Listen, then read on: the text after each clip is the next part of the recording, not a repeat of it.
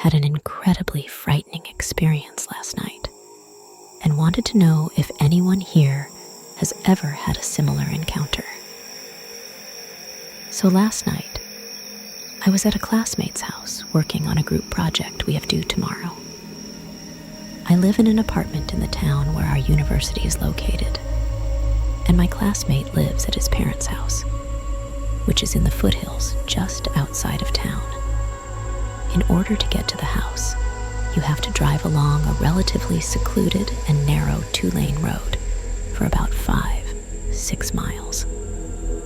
We started working on the project at about 6 p.m., and I ended up hanging around for a while after we had finished working. So I left his house pretty late, at about 11, and started down the road back towards town. I didn't realize how tough it would be to navigate the road at night. There were no streetlights, and the road was unkempt and riddled with potholes.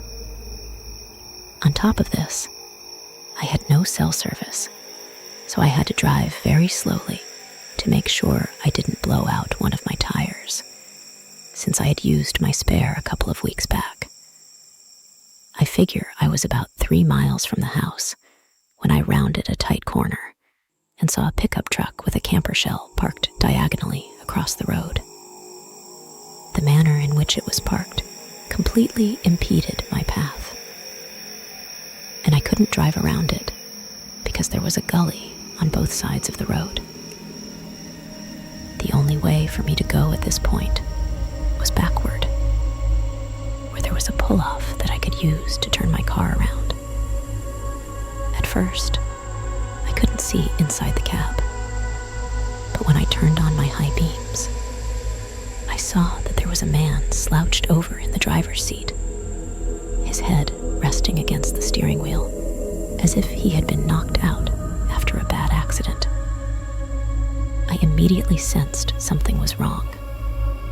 The way his car had just coincidentally come to rest in a position that totally blocked the road was a big red flag for me. I had heard stories of people playing dead in the road as a way to lure unsuspecting people out of their cars so they could rob them. I decided, fuck this shit, and elected to go back to my classmate's house and explain what was going on. I threw the car into reverse and kept my eyes darting back and forth between my rear view and the truck. I looked and saw that I was almost to the pull-off where I could turn around. When I looked back, my heart skipped about 5 beats. The man who had been slouched over in the driver's seat was now walking at my car at a hurried pace, while a few other men jumped out of the camper shell and started moving towards me as well. I panicked and accelerated backward into the pull-off, which messed up the undercarriage of my car pretty badly. As I put it into drive, the guy was already at my passenger side door, tugging on the handle, which, thank the Lord, was locked. I only caught a brief glimpse of him, but his face appeared to be scabbed and leathery, definitely a meth head or some sort of drug abuser.